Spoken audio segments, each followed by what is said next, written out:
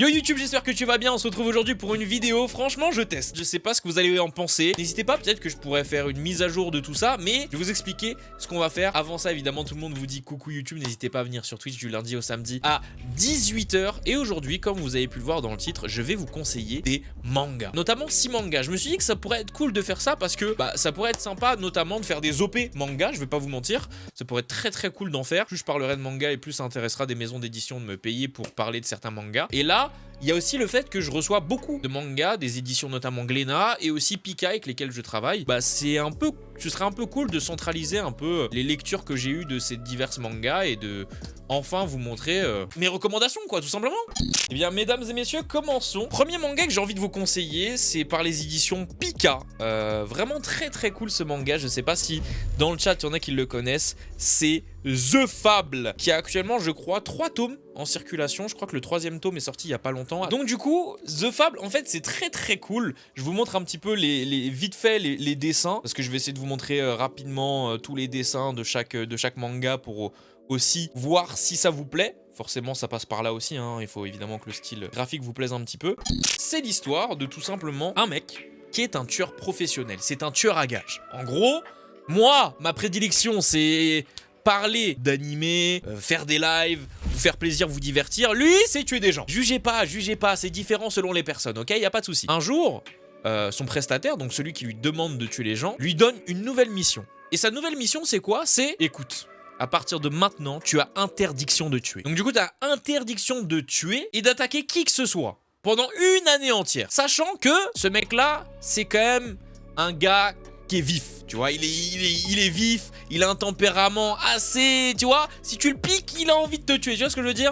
Donc ça va être un défi très compliqué pour lui, et du coup on va le suivre, baigné dans le monde des Yakuza, baigné dans le monde de la mafia, sauf que il a pas le droit de tuer. Peut-être qu'il y a des gens qui vont le savoir et qui vont essayer de le provoquer, et donc lui il pourra pas répliquer, ça va peut-être donner des petites tensions, des petits trucs sympathiques, donc je vous laisse découvrir ça, c'est un seinen aux éditions Pika. Si ça vous plaît, forcément, ruez-vous vers l'achat de ce premier tome, peut-être. Ensuite, j'ai entendu des gens parler de ça dans le chat tout à l'heure, mais je voulais pas tout de suite le dire parce que voilà, j'avais envie de laisser un petit peu le suspense. On va passer sur un manga aux éditions Kiyun qui a actuellement en France 8 tomes. Le 9 sort le mois prochain et c'est tout simplement Valkyrie Apocalypse. Alors peut-être que vous avez entendu parler de Valkyrie Apocalypse parce qu'il y a un animé qui est sorti sur Netflix récemment. D'ailleurs une saison 2 est en préparation de ce que j'ai entendu. Mais Valkyrie Apocalypse c'est l'un des titres coup de cœur où dès le premier tome, j'ai kiffé ma race.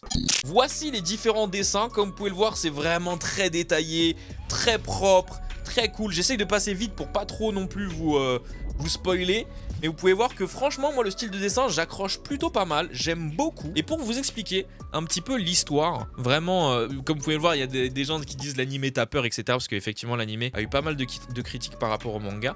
Mais pour vous expliquer un petit peu, c'est les dieux qui se réunissent. En gros, je sais plus combien de millénaires, les dieux, les divinités entières du monde entier, de toutes les ethnies, de tout ce que vous voulez, se réunissent entre elles et discutent d'un sujet. Est-ce que on anéantit l'humanité ou est-ce que on les laisse prospérer encore quelques millénaires, encore quelques temps ou pas? Et le truc qui se passe, c'est que la plupart des divinités se disent « Oh, vous savez quoi, les humains, ils cassent les couilles, ils niquent la terre, on leur donne des trucs, vas-y, flemme de les laisser rester en vie, ils sont en train de niquer tout ce qu'on leur donne, venez on les tue. » La majorité est d'accord. Sauf que il y a une divinité qui arrive et qui dit « Attendez !» Vous vous rappelez dans nos textes de loi des dieux là, on a un bail, on a une petite règle qui peut être intéressante. Et cette règle c'est le Ragnarok. Alors pour ceux qui sont un petit peu familiers avec les mythologies, vous savez ce que ça veut dire. Le Ragnarok c'est très simple, c'est les humains qui combattent les dieux. Ça vend du rêve, mesdames et messieurs. Mais vous vous dites, mais attends, mais wesh, les dieux, ils vont niquer les humains. C'est quoi le délire? Justement, c'est là où c'est putain d'intéressant ce putain de manga. Juste pour vous donner l'eau à la bouche, je vais vous montrer une petite page. Donc ça, mesdames et messieurs, c'est les combats à venir dans les prochains tomes de Valkyrie Apocalypse. Donc vous pouvez voir Zeus contre King Shonyuan. À droite, ici, c'est les humains, à gauche, c'est les dieux. Et évidemment, vous connaissez pas tous les noms d'humains, mais vous pouvez en connaître certains, comme Nikola Tesla, comme Jacques l'Éventreur, comme Lubu aussi, qui est assez connu, Adam, Léonidas, et c'est ça qui est putain d'intéressant. Donc si vous kiffez Valkyrie Apocalypse, pareil, aux éditions Kiyun. Mesdames et messieurs, faites-vous plaisir et comme je vous ai dit, il y a actuellement 8 tomes. On va très vite passer sur ce manga parce que vous le connaissez. Il n'y a rien à dire, vous le connaissez, les gens le connaissent. Mesdames et messieurs, il fait du bruit. Bientôt une adaptation en animé qui arrive en 2022. Mesdames et messieurs, Blue Lock aux éditions Pika. Blue Lock qui a actuellement déjà 3 tomes. Regardez-moi ces dessins.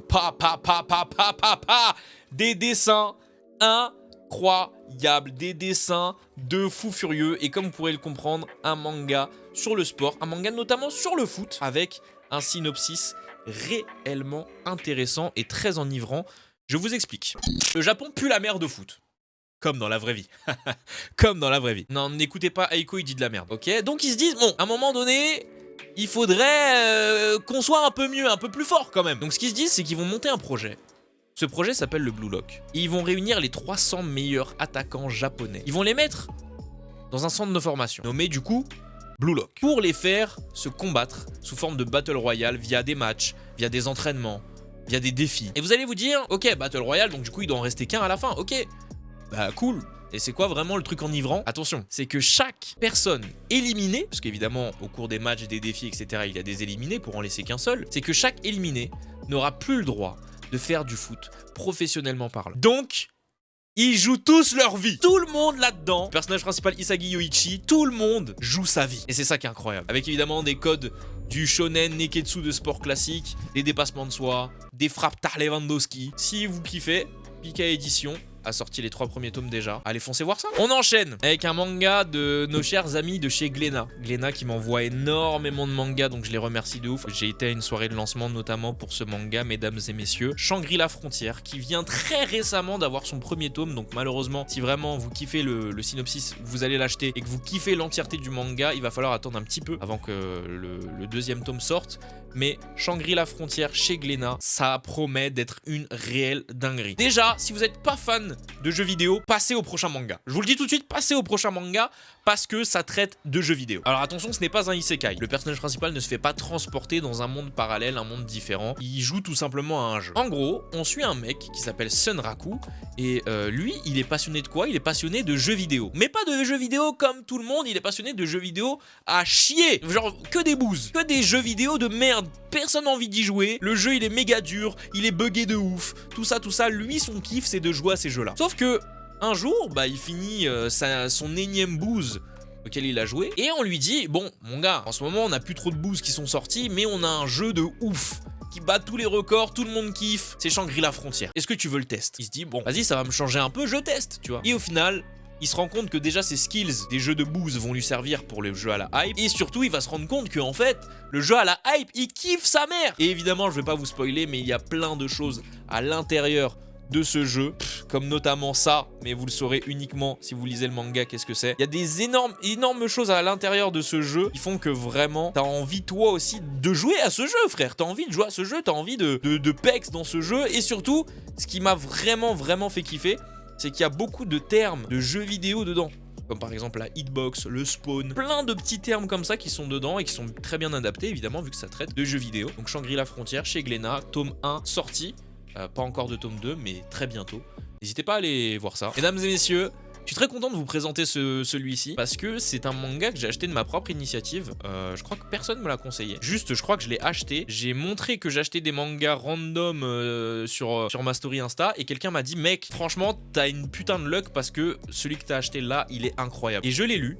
Il est incroyable, mesdames et messieurs. Et d'ailleurs, je tiens à préciser, tous ceux qui me disent tome, on dit pas tome dans les commentaires, on peut dire les deux. On peut dire tome et on peut dire tome. Commencez pas à me casser les couilles. Allez voir sur Wikipédia, vous verrez que les deux prononciations se disent. Merci. Un manga des éditions Kurokawa où actuellement il y a déjà 12 tomes. Donc si ça vous fait plaisir, eh bien sachez qu'il va falloir débourser. Parce que c'est My Home Hero. J'en ai déjà parlé sur ma chaîne YouTube. J'en ai déjà parlé également sur Twitch. Mais My Home Hero, c'est un kiff. C'est un kiff, même si je sais qu'il va pas plaire à tout le monde. L'histoire, c'est tout simplement Tetsuo, qui est un père de famille qui se passionne pour les romans policiers. Il est pas très riche, il est pas très pauvre. Mais le plus important, c'est qu'il a une fille. Cette fille est majeure et du coup, elle décide d'aller faire ses études. Et comme toute fille majeure qui décide de faire ses études un peu plus loin que son domicile, elle déménage. À un moment donné, son père décide de renouer les liens, de retisser les liens, de fortifier les liens, étant donné qu'il y en a plus trop maintenant qu'elle est partie. Donc, il lui dit, viens, on va dîner. Et le père se rend compte que, en fait, sa fille a des bleus sur le corps. Donc, il se rend compte très vite de quelque chose qui est absolument pas joyeux et qui existe dans la vraie vie. C'est qu'il se dit tout de suite que, en fait, bah, son compagnon là-bas, quoi. Son compagnon la tape, violence conjugale. Évidemment, en père de famille dévoué et qui aime sa fille, il décide de mener l'enquête, de savoir ce qui se passe réellement, pourquoi on tape sa fille et qui est son mec. Sauf que son mec, c'est qui? C'est ni plus ni moins qu'un Yakuza. En tant que père de famille modeste, pas spécialement baraqué, qu'est-ce qu'il va faire? Pas grand-chose. Mais, malgré ça, il décide quand même de prendre une décision. Et cette décision va complètement chambouler son quotidien et le destin de sa famille. Quelle est cette décision? Mesdames et messieurs, vous le saurez tout simplement en lisant My Home Hero avec des dessins plutôt cool. Oh merde, une femme à poil! Mesdames et messieurs, nous allons enchaîner encore avec du Glénat, une licence qui a eu également un animé. Du coup, un manga qui a actuellement 6 tomes en France et 8 au Japon, édité par Glénat, mesdames et messieurs, encore une fois un seinen. On parle maintenant de Shadows House. Alors Shadows House, c'est un manga qui m'a fait vibrer de par le Glénat Manga Festival. C'est un festival que Glénat a organisé, il y a de cela quelques mois, où ils parlaient de leurs nouveautés et de leurs mangas, et ils ont notamment parlé de Shadows House, que je ne connaissais pas du tout, et que je n'ai pas encore lu, mais qui a un pitch qui m'a totalement intrigué, et qui m'a fait un petit peu vibrer. En fait, pour vous expliquer un peu, dans un endroit, il y a un manoir. Dans ce manoir, il existe des nobles. Ces nobles sont en réalité des ombres qui n'ont pas de visage, ce personnage-là. Ils n'ont pas de visage. Ils sont constitués de suie. La suie, si vous ne savez pas, c'est quand tu brûles, par exemple, une cheminée, tout le truc noir, là. Bah, ça, c'est de la suie. Ces personnages ne s'expriment pas. Ils ne parlent pas. Ils font juste des gestes, mais ils ne parlent pas. Ils peuvent pas s'exprimer. Donc, pour traduire leurs expressions, ils ont ce qu'on appelle des poupées vivantes, juste ici. Ces poupées vivantes traduisent leurs émotions, mais aussi nettoient le manoir. Parce que, comme je viens de vous le dire, ce sont des ombres composées de suie. Donc, ils mettent de la suie partout. Et là, du coup, vous vous dites, ok, et alors? En fait, c'est là où est très intriguante cette œuvre, parce que de ce que j'ai lu du début de la, comment ça s'appelle, du tome 1, ça a l'air très mignon. Mais tu sens qu'il y a un petit truc qui se trame. Tu sens que c'est pas normal. Tu sens que il va y avoir une couille. Donc mesdames et messieurs, oui, exactement, dans un climat un peu similaire à TPN, tu sens qu'il y a un truc qui va pas. Donc mesdames et messieurs, je vais pas vous en dire plus. Si réellement ça vous intéresse, je vous conseille très fortement, très fortement, de prendre les 2 premiers tomes si vous voulez commencer. Ne prenez pas que le tome 1, parce que sinon vous allez pas comprendre. Le tome 1 est très mignon, même que si, comme je vous ai dit, c'est très mignon, ça pose un peu le... Il y a quand même ce climat un peu dérangeant, mais c'est très mignon. C'est très mignon. Donc regardez et prenez surtout les 2 premiers tomes, parce que sinon vous ne risquez pas de comprendre. Je vous laisse aller voir ça aux éditions Glénat. 6 tomes sont déjà disponibles, c'est un seinen, Shadows House. Il y a également un animé d'ailleurs. Et mesdames et messieurs, pour finir, la dernière recommandation manga que je peux vous faire, encore une fois de Glénat, mais je rappelle que Glénat m'envoie majoritairement des mangas, donc forcément il y aura beaucoup de Glénat. Ah merde, j'ai oublié de vous montrer les dessins de Shadows House. Voilà, comme vous pouvez voir, hein, les dessins de Shadows House, avec du noir vraiment très présent sur chaque planche, mais un climat très mignon, très mignonnet au début. Donc je disais, pour finir, on a un manga de chez Glénat, un manga qui forcément me parvient de chez Glénat parce que c'est eux qui majoritairement m'envoient des mangas, donc forcément j'en ai beaucoup d'eux. Un manga qui va commencer, je pense, à faire un peu parler de lui, même si je pense pas qu'il va faire énormément de bruit, mais il devrait faire énormément de bruit parce que j'aime beaucoup le style de dessin, j'aime beaucoup l'histoire, je trouve le pitch très intéressant, et pour avoir commencé un petit peu, c'est très intriguant et très dérangeant, mesdames et messieurs. Actuellement 3 tomes sont disponibles de Pour le pire. Pour le pire, seinen, encore une fois de chez Glénat, que je vous invite fortement à lire parce que on est sur une histoire un petit peu bizarre. En gros, vous avez ce personnage-là qui s'appelle Arata Natsume, qui est un, comment on peut dire ça, un employé au service de l'aide à l'enfance. Donc entre guillemets, quelqu'un qui t'aide socialement. À l'époque, dans l'histoire, il y avait une tueuse déguisée en clown qui sévissait dans la ville. Elle se faisait nommer Bozo Shinagawa et avait pour réputation d'être corpulente, horrible. On la connaissait un petit peu déjà pour ses énormes crimes et surtout on la définissait notamment par le fait qu'elle n'était pas agréable à regarder. Un jour, un enfant vient voir Haruta Natsume et lui dit que son père est mort de ce bozo. Sauf que cet enfant ne peut pas faire le deuil de son père parce qu'il lui manque une partie du corps de son père, notamment la tête. Et Arata, en bon helper social qu'il est, se dit, écoute, parce que depuis le temps Bozo s'est fait arrêter. Écoute, je vais aller voir la personne qui était derrière Bozo et je vais essayer de lui tirer les vers du nez pour savoir où est la tête de ton père. Où est-ce qu'elle l'a mise? C'est ce qu'il fait. Il va voir Bozo, qui est en fait pas du tout ce qu'on a décrite, pas du tout une meuf corpulente, pas du tout bizarre, difforme, mais une femme. Elle est fraîche, sa mère. Comme vous pouvez le voir ici, c'est elle. Elle est trop fraîche. Juste, elle a des chicots, t'as peur. De ce fait, Arata, quand il la voit, il se dit, ça se voit, elle va pas me donner... Ça se voit, elle va pas vouloir dire où est la tête du mec. Tu sais quoi, je vais la surprendre. Arata, pour essayer de savoir où est le père, où est la tête du père de l'enfant, va prétexter être amoureux d'elle et vouloir se marier avec elle. Et c'est là où est toute la thématique de ce manga. Où est-ce que ça va aller? Jusqu'à où ça va? Pourquoi avoir proposé le mariage? Pourquoi faire genre de l'aimer pour ça?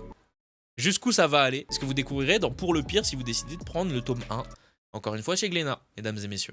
Voilà, j'en ai fini avec les tomes que je voulais vous présenter. Les premiers tomes, évidemment. N'hésitez pas à vous les procurer. J'espère que ça vous a plu. Je mets tout dans la description. Je remets tout par écrit dans la description au cas où vous êtes des flemmards. Mais n'hésitez pas du coup à aller lire ça. Merci encore à toutes les maisons d'édition qui m'envoient bien évidemment ces mangas et que je kiffe. Hein. Merci Glénat, merci Pika, merci beaucoup. Bonne soirée, mesdames et messieurs, si à n'importe quelle heure à laquelle vous regardez cette vidéo. Si vous aimez ce genre de format, ce genre de conseils manga, n'hésitez pas à me le dire. J'en ferai peut-être d'autres. C'était un plaisir. Reposez-vous bien. On se capte demain. Et salut!